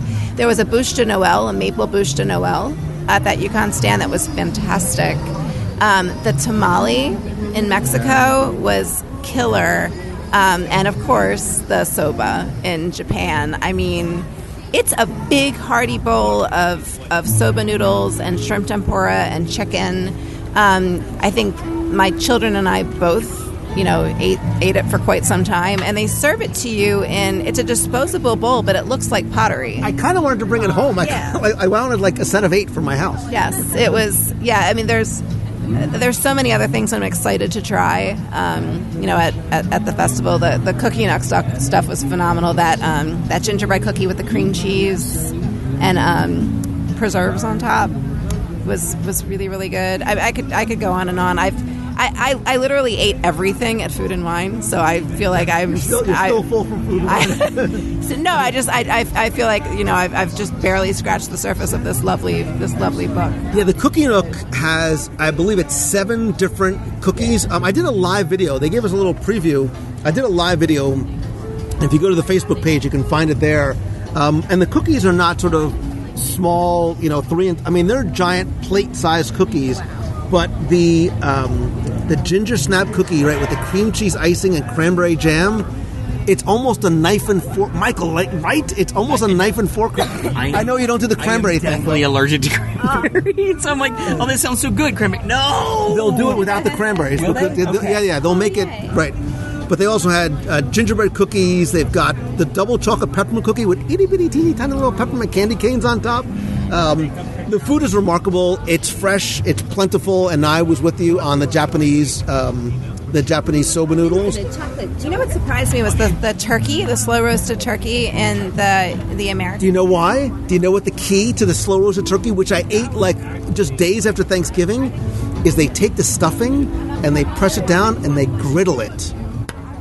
Yahtzee. Brilliant. Don't tell me you're allergic to stuffing, because No, I can have that. I can have plenty of that. So that's the thing with Thanksgiving. I can't eat cranberry, so I get to eat double stuffing.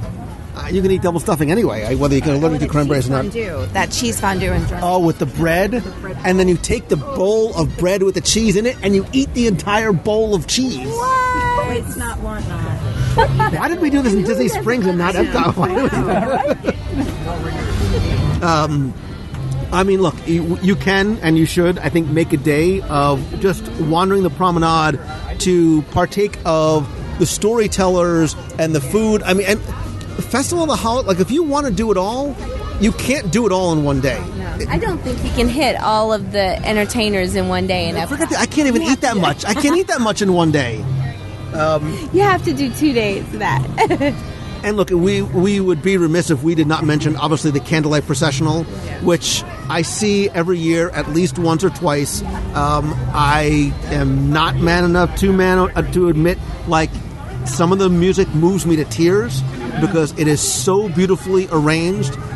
Is that something you guys try and see? You performed it, but you try and see every year? Yeah, absolutely. Do you try and pick a certain story, like a narrator, or is it just convenience, or do you try and go multiple times? Sometimes I do. I've actually loved Whoopi Goldberg. Everyone loves Neil Patrick Harris. That's always the fantastic one.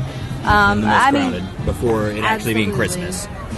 But there are so many. I mean, absolutely any one of them. This year, Pat Sajak is here. I'm kind of excited about that one. They've done a lot of things here lately. The 35th year of Wheel of Fortune. So Pat Sajak's been here a lot. So he's going to be a narrator. That's going to be fun. Yeah, he's one of the new ones. Laurie Hernandez was a new one. Matt Bomer was a new one. Pat Sajak. CCH Pounder. Warwick Davis is going to be here. Star Wars nerds. And the one that I chose to go to, which I am super psyched for, is Kurt Russell. Yes. Right? And I'm so jealous that DVC gets to, like, meet him. And I'm like, I need to find somebody who's DVC that I can, like, +1 with so that I can meet Kurt Russell. You're sitting in between two DVC ladies, just so you know. I'm just saying, like, you know. But look, you can keep your top of the world. I will go to meet Kurt Russell. As a quick tangent, I love that because membership should have its privileges, and I think that is a really nice gift to Disney Vacation Club members that they do that. So what is it? You get to go to the DVC lounge and meet Kurt Russell and try some of his delicious wine? Yeah, it's like a 90-minute discussion with him, and he sort of speaks to his experience with, wine and other things. All right, forget that. If you could get one question with Kurt Russell, if you could meet him, you have no time to think about it. Go. Was the mustache in Tombstone real? I think I would just be like, hi. Would you ask him about Guardians of the Galaxy? Would you ask him about the legend of Walt Disney saying his name was the last thing he ever said? You don't know that story? Yeah, what? I know that story. What? I do not know that story. It's somewhat true. It's somewhat urban legend. You can take as much or a little bit. Supposedly, Walt Disney's last words were Kurt Russell. Why? Well, I think... And there's, I think Jim Corkus and I will talk. Want that pressure on me? Well, he had just started working with the Disney company, and Walt was very, very fond of him. I think they were in production for a film that he was going to be in. So, who knows what was supposed to come after that, right?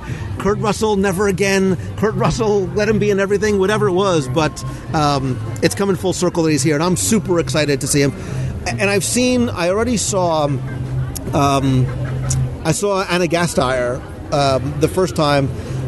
But what I like about this is, and everybody does it a little bit differently, is each of the narrators sometimes inject some of their own personality into it, sometimes to their advantage, sometimes maybe to their peril. But I like Neil Patrick Harris does that a lot.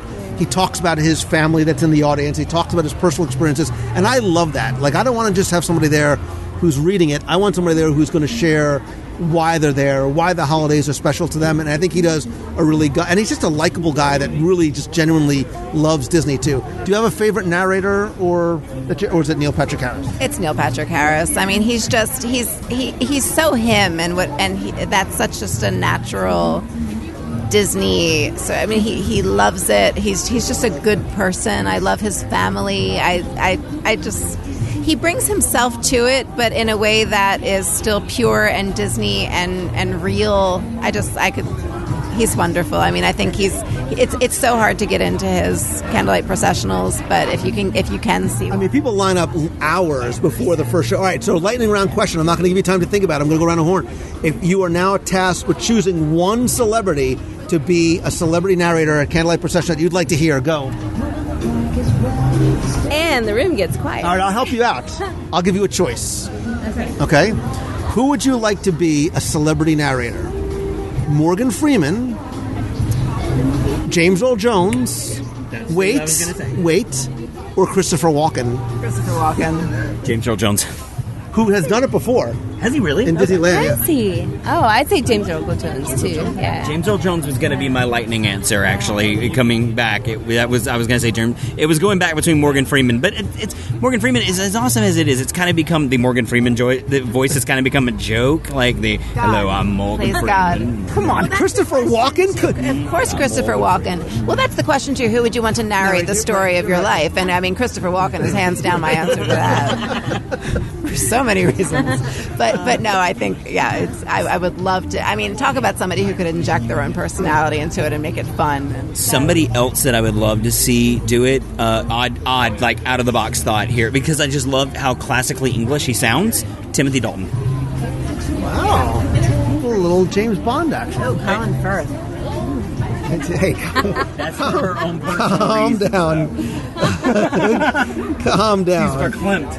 Jodie Benson, for those of you who are Disney fans, there are the folks from the Disney World who are going to be as well. I've never seen her, but I heard Isabella Rossellini did a remarkable candlelight processional when she did it. So that's somebody I'd like to see too. And then you stay for the holiday tag of Illuminations. And then you waddle your way back to your resort because you've been eating all day long. Is there anything else that we missed in terms of the holidays, specifically in Walt Disney World? Obviously, something else that, while you're thinking about it, there's something else new that's coming up on December 31st. You talked about it being the final La Nuba show, but there's two new things that I don't believe are new. At the Contemporary Resort, they have a countdown to midnight on the 31st, but they also have down in New Orleans a New Year's Eve dining experience inspired by New Orleans and The Princess and the Frog for guests 21 and older only. I love, hear the words coming out of my mouth. I love New Orleans, and I would love to do that. Yes. I would love to do that. I would rather do that than try and fight people in Epcot, because that's where everybody. Well, that and Magic Kingdom. For me, if you've got to pick a theme park, if you were like, oh, I want to see fireworks for New Year's Eve. For me, it's Epcot. I was there on New Year's Eve as a cast member, and I was luckily, of course, when they came around. At the time, I was a FastPass cast member when we still had FastPass cast members, and we would essentially go on volunteer basis. Who would go work Illuminations seating back where they do the FastPass now? Used to, you just go and just got there early enough and sat, so we used to get kind of volunteer basis who would go work that, and I signed up for it for New Year's Eve, and so I can able to say I've seen the New Year's Eve fireworks at Epcot, and they're amazing. But yeah, you just mentioned Louisiana food, and I'm like, I'm down. Let's do this. Yep. I love New Orleans. My favorite running event that I ever cheered at was in New Orleans because of all the food, and we need to go back. Cafe du Monde beignets, man. Can I tell you about what they gave us as we were running through? We had pancakes, mimosas. Did someone give you a hand grenade as you Oh my gosh, there was an amazing amount of food and drinks that we took along that race. That was great. I think the point too is that we haven't even touched on everything that there is to do, and I think the point I was trying to make by doing this is that there is a lot to do above and beyond the Christmas party. I think we can all agree that, and Michael, you will as well once you go see it, that the Festival of the Holidays at Epcot,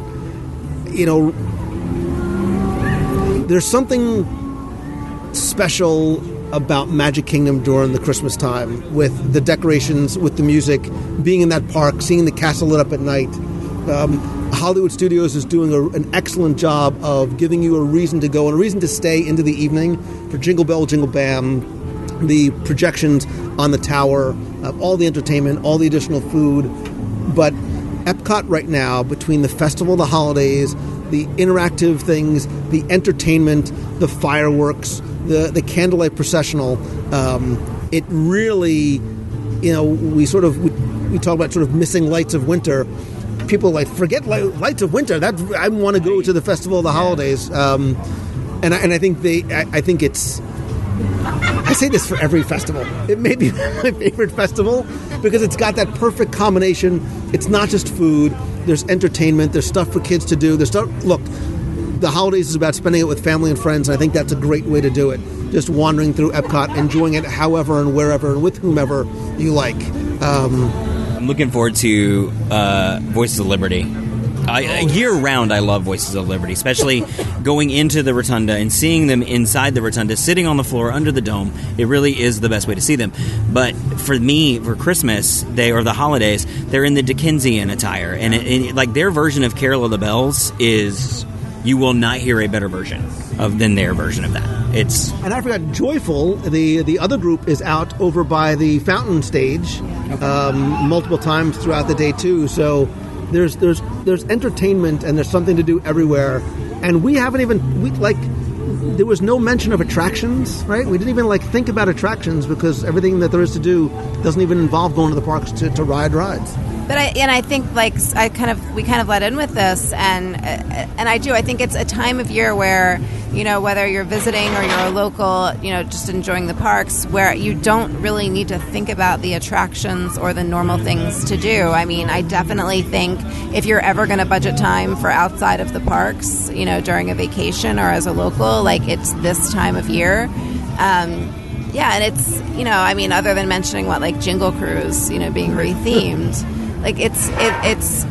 There's just so much else to do and feel the holiday spirit. I've never decorated my house as early as I did this year because as soon as you walk into Magic Kingdom and you see hear the music and see the trees and the lights and smell the smells, you want to bring it home with you. I grew up in a house that was very strict. We did not put Christmas music on until Black Friday. It was a thing. Mom decorated the house on Black Friday. Mom wasn't a Black Friday shopper. She decorated the house and she would play Nat King Cole's, Christmas album. So for me, that's Christmas. So when I walked into Magic Kingdom before, 2 days after Halloween, and it was what's happened? What's going on? It's too early. It's too soon. Yeah. But now it's okay, it's perfect. It's time. It's time to do it. It was after the Wine and Dine 10K for us. I was driving home with a friend, and she was like, "Oh, check and see what's available for breakfast." So I popped into the app, and Be Our Guest popped up for 7:50 in the morning. So we were driving through the gates to go home, and all of a sudden we veered the other way. Went left. And we ended up in Magic Kingdom at 8 o'clock in the morning, and tears were shed. It's overnight it had become the tree had gone up and all the decor was up, and it was the first weekend of November. Which for me, that's just not Christmas yet, but all of a sudden it was Christmas. because it wasn't always like that. I remember, years ago, they would take down the jack-o'-lanterns, but the pumpkins would stay up. The autumn colors would stay up. The autumn leaves would stay up. And it gradually, all that stuff would come down. And as you get to Thanksgiving, it's still kind of autumn looking in the park. But then you come back on Black Friday, boom, Christmas. Which is great if this is your one trip out of the year and you can get like Yahtzee. You're getting the best of. Yep. What's better is when you can hit the Halloween party and the Christmas party. It's like 1 week out of the year where, because if you do it, no joke, the first Halloween party happened on my birthday, which is in August. So, those things start earlier and earlier every year. Like Food and Wine, I've kind of figured out what we're doing here. They start the weekend before Labor Day, and it runs to the weekend before Thanksgiving. And that's kind of the window. You can kind of expect that that's when it's going to happen. But there is that 1 week out of the year where if you come at that right time, you can catch that last Halloween party and catch that first Christmas party in one trip. And one of these days when I do a show about, living at Disney World, and moving down here and being a local, we'll talk about the adjustment of, it being Halloween and 93 degrees outside, which is not conducive to wearing your Ewok costume. Yeah, a friend of mine did that this year. She actually came down here, shout out Lori Burke. She came down here, saw Halloween, and left taking photos of Christmas before she left. I mean, she was like, this is the most magical time. You come down for Halloween and you can take your family Christmas card photo before you leave, right? That's, yeah. So any... do you have any final thoughts or tip or bit of advice for somebody who's coming down here for the holidays? Definitely pack your patience because it's very crowded. Enjoy every moment. Look at all the little things around you because there are additions. Like I even mentioned Wilderness Lodge. We actually had Thanksgiving dinner at Wilderness Lodge, and there are different things that are there this year that I hadn't seen before. Like there's always the beautiful massive tree, which is one thing that I always try to do is do like a little Christmas tree hunt. I'll do. Talk about that. Go into the resorts to go see the trees and. Every theme park, every resort, every tree is just expertly themed to its location, and just taking a photo of the whole tree doesn't always take into effect all the little details. So zoom in, look yourself at all of the little details around you and just enjoy it. Don't look at the crowds and the lines as much as you look at the little things around you. Yeah, and you're right. That's going to the different. Not to go off on a tangent, but so many people I think don't go to visit other resorts than the one that they're staying at because they think, well, I'm not. Forget about going there for the food during the holidays. Going to see the decorations because the Port Orleans French Quarter tree is very, very different than the Jumbo House tree, and it's very different than the one that you're going to see at the Polynesian. So. Right. For me, if you're coming for Christmas, pack your patience. Because even now, when this used to be the ghost town time of year, we're here, 2 weeks after Thanksgiving, and usually this is a dead time. And I went to the party on Friday, and it was sold out. So it was a packed party on Friday night. So for me, the tip is, while, it may hit you in the wallet a little bit harder, make sure that you've given yourself the time that you need. Because there's a lot to see, there's a lot to do, and if you want to see it all, you need to plan. And you need to give yourself that time. Like we said, Epcot's going to take you a day and a half, 2 days. Things like that. If you want to see these resorts, you're going to need to give yourself a day for that. So make sure you get that time. Don't think that you can come down here for 4 days and knock it all out because you probably can't do it. You're going to need to give yourself a little extra time because you've got to make for the people and you've got to make for all the extra stuff there is to do. So time. And I think this is really hard advice to give to a family who comes once every 4 years and, has never ridden Space Mountain before. But if you're coming here trying to ride Space Mountain, you're going to get aggravated because it's going to be a 3-hour line at some points during the holiday season. But, they all say pack your patience, and I think that's true. But at the same time, there's so much to do that has nothing to do with the things that there are lines for. And if you come here just ready to immerse yourself in the holidays and the decor and the music and the different parades and the, what's going on at the various resorts. I mean, you could easily spend a vacation just visiting resorts and enjoying what's there and at Disney Springs. So, I mean, I think if you're willing to have a different sort of vacation than you normally would at Disney World, I think it can be really, really lovely and not, and not a situation where you're feeling like you're elbowing your way through crowds on Magic Kingdom on Christmas Eve. You would think that my advice and my tip would be about food. I mean, not necessarily specifically about food, but to a certain degree, I think this is another great opportunity to venture outside your comfort zone and to try things that you haven't done before, because there is something special. Look, I can tell you why you should go visit the French Quarter on a regular trip. It's maybe not as compelling as going during the holidays because they do special things, because you can do a sleigh ride there or at Fort Wilderness. You know, even going to Epcot, and I know we're high on the Epcot train, don't just make sure you make time to maybe try something you haven't tried before, to see a storyteller that might not be familiar to you. Something else I didn't mention that I really wanted to make sure that I touched on is something new this year in terms of entertainment. I think it's the only new entertainment that they have this year, and it's mostly kosher. And they were awesome. They were so fun. And whether you may not know, the traditional holiday or klezmer music, it was super high energy. They were a lot of fun, and people were up and they were singing and dancing. I mean, it was something really unique. And again, too, it's a way to get introduced to traditions and cultures that you wouldn't otherwise. Yeah, thank you. It's a brand new edition at Epcot this year. I know they are super excited to be joining and have that spot. You'll find them. They're right past Morocco in World Showcase. They have their own set, and it's they have regular shows posted throughout the day and evening every day, and it's just fun music, and it's my people, and it's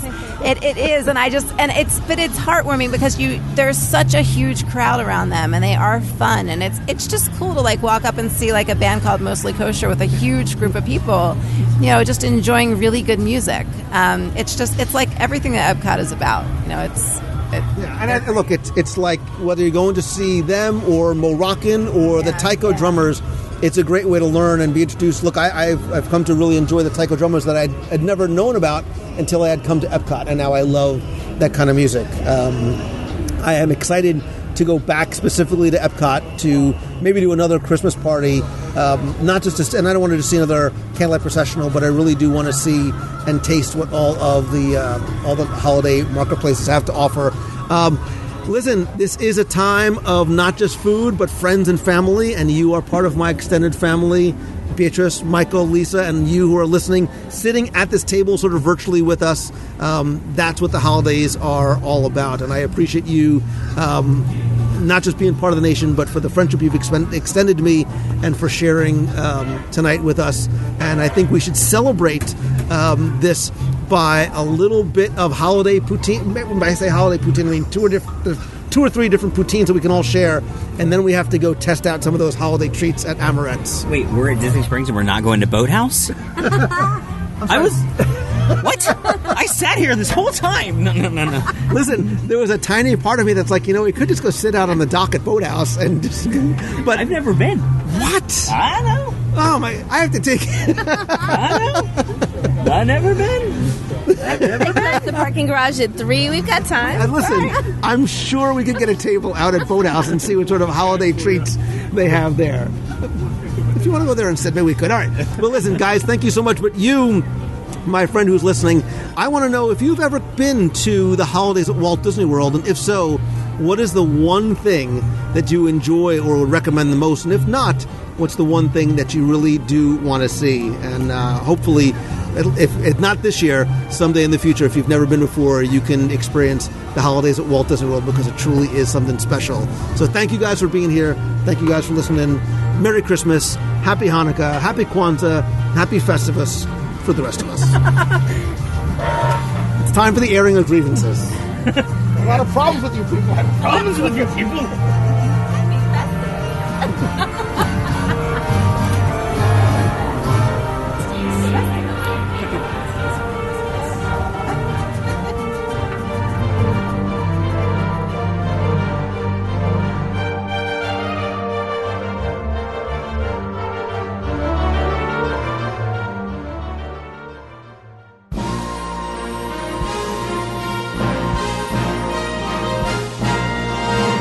It's time for our Walt Disney World Trivia Question of the Week, where I invite you to test your knowledge of Walt Disney World's history or see how well you pay attention to the details in what you see, sometimes in what you hear, who knows, maybe even what you taste. If you think you know the answer, you can enter via our online forum for a chance to win a Disney prize package. Of course, before we get to this week's question, we're going to go back, review last week's, and select our winner. So last week's show was all about Walt Disney as we celebrate his birthday on December 5th. And the question that I asked you for the trivia contest was about Walt, but also about food, because Walt's legacy can be found throughout the parks and resorts, sometimes even in places that he may have never even visited or even envisioned. In fact, there's a lot of locations, like the subject of last week's question, that have a connection to Walt in one way or another. For example, Paddlefish in Disney Springs is a restaurant that was once known as Fulton's Crab House. But before that, that restaurant was known by a different name. And so I asked you to tell me, what was that floating, in air quotes, restaurant originally known as, and maybe how was that connected to Walt? And again, I want to thank the hundreds of you who entered, got this one correct. Maybe some of you even shared some personal stories and photos of you on the Empress Lily, which was named after Walt's wife, and the ship itself was a recreation of a 220-foot 19th century paddle wheeler, and it was originally decorated sort of in a Louis XV style when it opened back in May of 1977. Not only was it named after Lillian Disney, it was christened by Lillian Disney. It closed in April 1995 and reopened as Fulton's Crab House, and then closed in 2016 to become Paddlefish. I actually did an entire deep look. I called it a DSI, Disney Scene Investigation, on the Empress Lily. If you go back to show 123, we give you a detailed history of the restaurant and all of its connections to Walt. But for this week's purposes, I took all of your correct entries, randomly selected one. Again, you were playing for the 102 Ways to Save Money for an At Walt Disney World book, all 7 of my virtual audio walking tours of the Magic Kingdom, a WDW Radio Magic Band cover, stickers, and the pop socket and phone stand. And last week's winner, randomly selected, is Frank Rye. And hopefully, Frank, I'm pronouncing your last name correctly. So, Frank, I have your information to ship your package out because you used the online form. If you played last week and didn't win, forget about it. We're going to move on because here's your next chance to enter in this week's Walt Disney World Trivia Challenge. So it's the holidays, it's winter time in Florida, which means it's hovering about 84 degrees, but it doesn't matter because I'm still in the holiday spirit and season, and the Christmas music is playing throughout the parks and resorts, and it just makes you want to sing along, and that's what made me think of the question for this week's trivia contest. Because we're going to talk about a specific sing-along in Walt Disney World, specifically, for the first time in forever, a Frozen sing-along celebration at Disney's Hollywood Studios. It obviously takes place in the old American Idol Theater, but your question for this week is to tell me, what are the names of the 2 historians in the first time in forever, a Frozen sing-along celebration show at Disney's Hollywood Studios? All you need to tell me the names of the 2 historians. You have until Sunday, December 10th, to go to WDWRadio.com, click on the podcast link at the top or center of the page, go to this week's show. In the show notes, you'll find the online entry form. Again, you're going to play for the book, all 7 audio tours, the Magic Band cover, the stickers, and the pop socket. So good luck and have fun.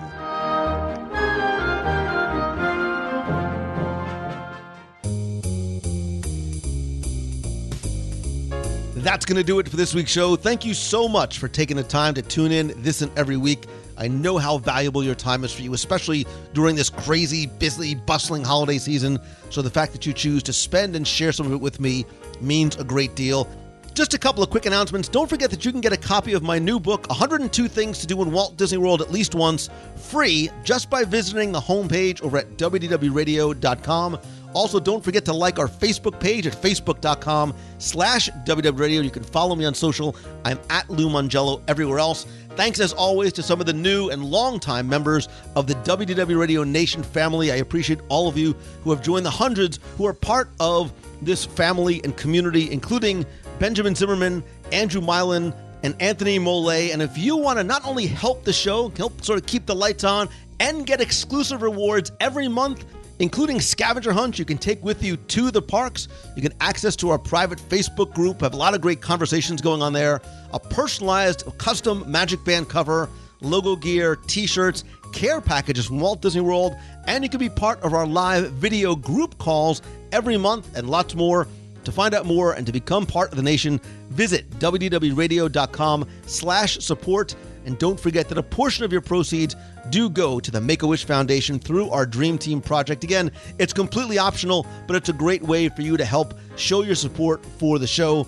Don't forget to join me every Wednesday night at 7:30 p.m. Eastern for WDW Radio Live. I do a live video broadcast either from the home studio, oftentimes out and about from the parks. You can turn on notifications on the WDW Radio page so you don't miss the show on Wednesday night and other times when I go live from the parks and resorts, especially now during the holiday season. I've got some special broadcasts coming up soon.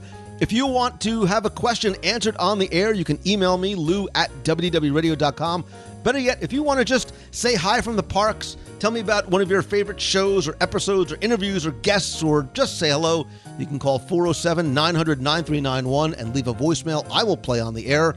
Of course, as much as I love connecting with you guys online and on social, I think that nothing beats a handshake and a hug.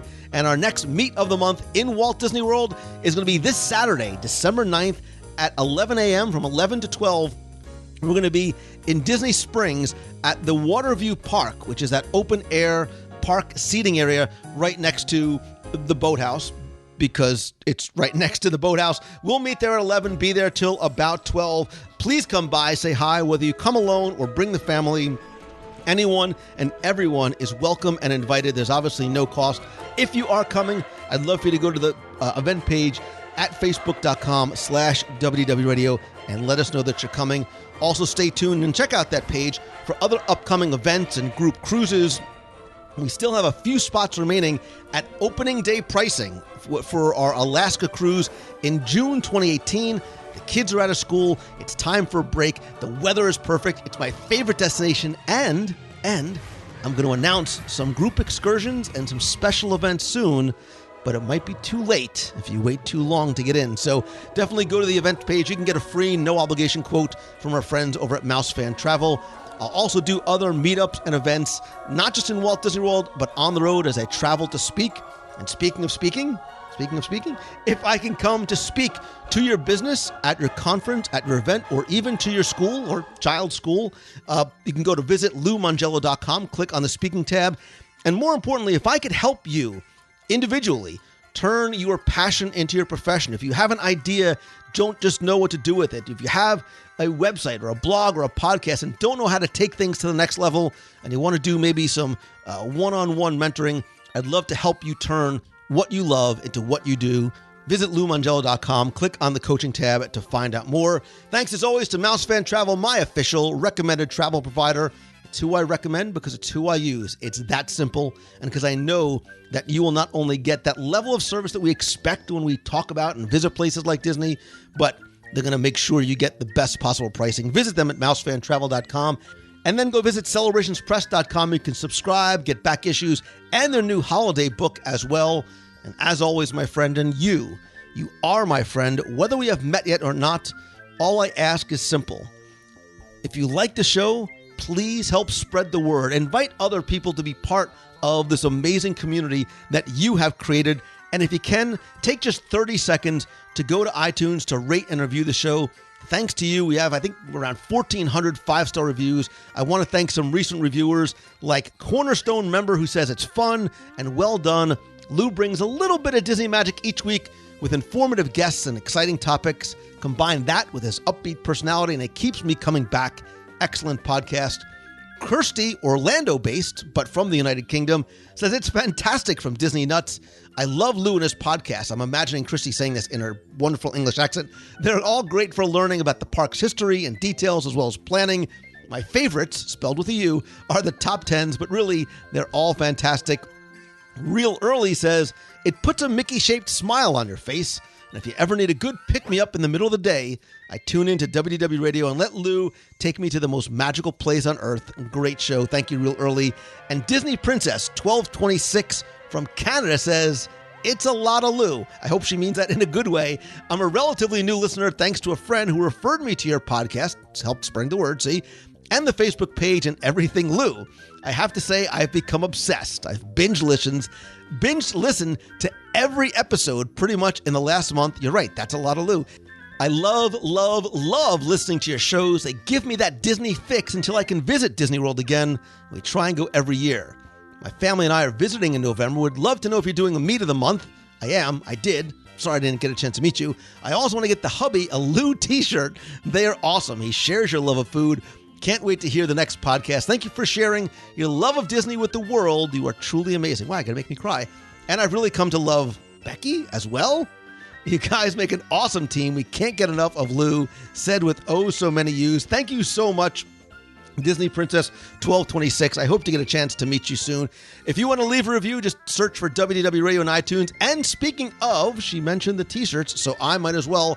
If you go to wdwradio.com/merch, MERCH, you'll find that we have a lot of different WDW Radio and other Disney-related shirts in our online store, including our WDW Radio Christmas sweater, Box People shirts, anniversary shirts, Lou Sent Me shirts, and I'm Just Here for the Food. And right now, they're actually on sale. All t-shirts are just $14. Again, visit wdwradio.com/merch, and it'll take you right there. Finally, and most importantly, thank you. Thank you for your time. Thank you for the love and the support and the messages and every other way that you are such an important part and an important member of this community that you guys have created. I am grateful to and for you, and if there's ever anything I can do to help you, by all means, please let me know. I want to try and help you get from where you are to where you want to be. As we start to get to New Year's, where it's a time of goals and resolutions and things like that, the best advice I can give you to get started is remember that the hardest part is just showing up, right? And what I mean by that is whether you're running a marathon or going to school or following your dream, whatever it is, don't give up before you start. All you need to do is just get started. Start taking those first steps, however small they are, and that domino, that ripple effect will start to take over. And as a wise man who happens to be celebrating her birthday once said, always keep moving forward. I hope that this is your best week ever. Thanks again for listening. See ya. Hi, Lou. It's Christine Morrison from Flowertown, PA. I just listened to your most recent podcast about things we love about Spaceship Earth. And I am sure I'm not the only one who has done this. But a lot of times when I'm on that ride, I find myself looking over at the faces of my children to see how they're experiencing the ride. And I have to say, it's one of my favorite things to do because the looks on their faces, the awe, the smiles, the pure enjoyment is really fun. And it really puts a big smile on my face. So that is my favorite thing about Spaceship Earth. Continue to do what you're doing. Have a wonderful, wonderful week. Tim Foster, you crack me up. I love it. And I'll see you in the box. Take care. Bye. Hey, Lou, this is Ryan from Portland. My son and I are standing here in Animal Kingdom, and we just had our first experience on Flights of Passage here. And, oh, wow. We're both overwhelmed. It's awesome. I thought I'd let my son Micah tell you all about it. Oh my goodness, it's so much better. I just want to come back here out in Avatar. It's just so much better. This is amazing. It's like I was actually there, just throwing stuff, putting smells at you. All right, Dan. Hey, congrats on upcoming 500 episode. Thanks for all you do. Hi, Lou. This is Vinny from Easton, Pennsylvania, and it is Monday, November 27th. My family and I just got here to Walt Disney World. We're here at the Magic Kingdom, seeing all the decorations and the big Christmas tree, and we just wanted to say how beautiful it is and how amazing it looks. And we hope that one day we'll get to meet you. And we'll talk to you soon. Bye. Hello, Lou Mangello, WDW Radio Group, WDW Radio Box People, WDW Radio Cruisers, WDW Radio Running Team. This is Darlene Nagy from West Seneca, New York, and I'm calling in today to tell you about what I love most about Walt Disney. I love the fact that he thought up this park of Disneyland and then of everything that went along with Walt Disney World, all of his dreams that he made come true. He was one man that did not stop, even though he was put behind because of something happening years ago. You know, the man was amazing, absolutely, from a young boy having that paper route all the way up to going and starting a company in Hollywood with Roy and, you know, joining in business ventures with him.